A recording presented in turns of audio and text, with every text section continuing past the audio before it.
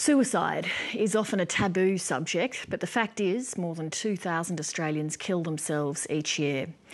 The great tragedy is that for most people, feeling suicidal does pass if they get help. Nobody knows that better than the family of a Sydney woman who in 1923 jumped from a Sydney cliff and survived. They're trying to convince others who think life's no longer worth living that things can get better. Here's Natasha Johnson.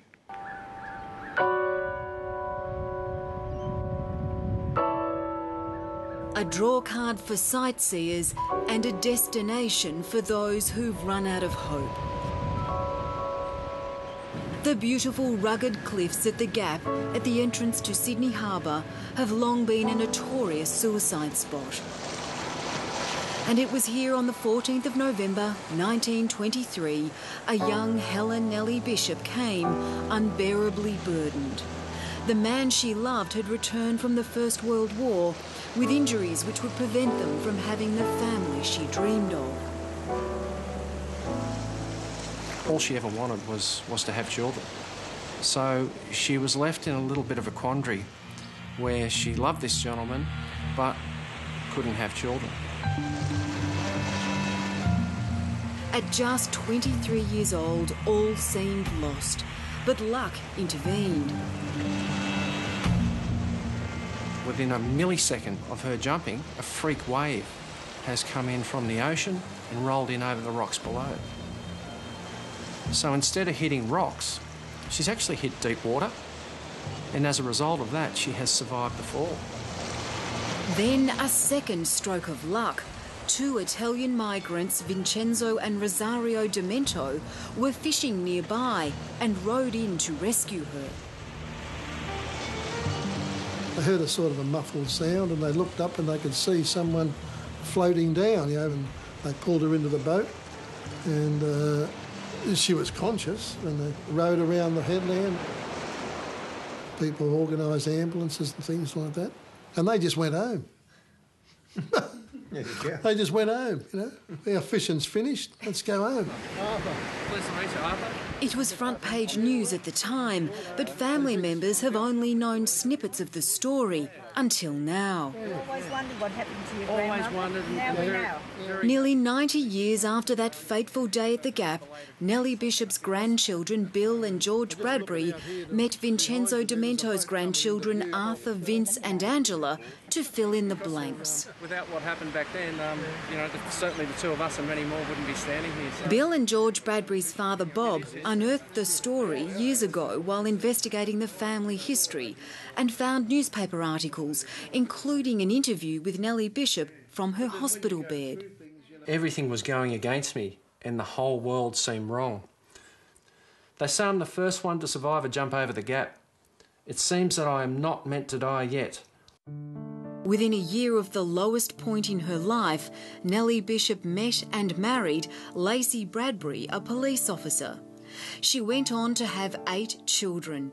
5 sons followed their father into the force, making ABC News headlines in 1960. Sergeant, did you bring much influence to bear to persuade your 5 sons to join the force? No, I didn't. I just explained the advantages to them and one of Nellie's sons, Bob Bradbury, became the highest-ranking detective in New South Wales, and his 2 sons, Bill and George, also became boys in blue. So what you have in the photo here are 3 generations of police. Amazing. It is amazing. Nellie Bishop lived a long, loving and fulfilling life. Pictured here with her 8 adult children, she died of natural causes at the age of 88. She had a strong will to live, great personality, very happy-go-lucky type of lady. We all loved her. In an ironic twist, her grandson Bill Bradbury became a police negotiator who often ended up at the Gap talking people out of taking their lives. I was able to use that, draw inspiration from it, and indeed paint the picture that there is hope. In the Demento family, the story was passed on to a teenage Arthur by an uncle when they were fishing off the Gap. His cousins Angela and Vince knew only that their grandfather had performed an act of bravery, recognised with a certificate that has hung in 3 generations of family homes. It was always there, not much discussed, but always wondered about. I'm just so proud to be able to show it to you. The certificate hanging in his hall sprang to mind when Vince Demento happened to read journalist Peter Fitzsimon's story about Nellie Bishop in the Sydney Morning Herald a few weeks ago. And then I read that article, the date, I just got up. Yeah, holy mackerel, you know, I couldn't believe it. And that's how the Dementos came to make contact with the Bradburys. I'm so pleased to meet Bill and George and the family and to see the outcome, and it's really wonderful. I can't believe it. We'll certainly keep in touch, you know, because you just can't say thanks enough. The article triggered the most poignant public response journalist Peter Fitzsimons has had in 25 years, and he's campaigning for a plaque at the Gap telling Nellie's story.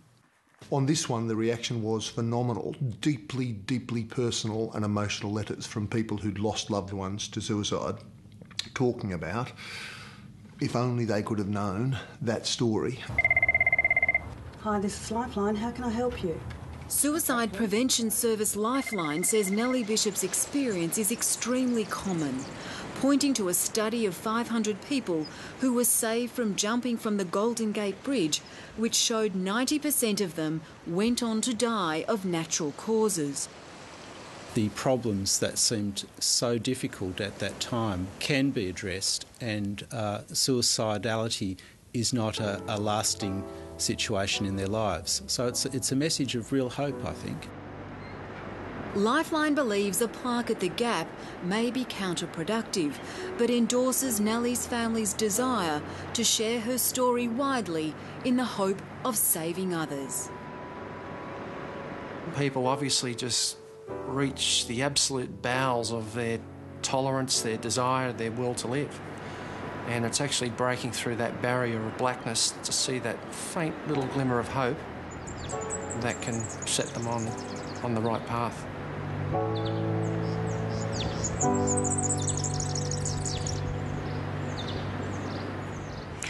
And if you need help or you're worried about somebody else, you can reach Lifeline on 131114, 131114.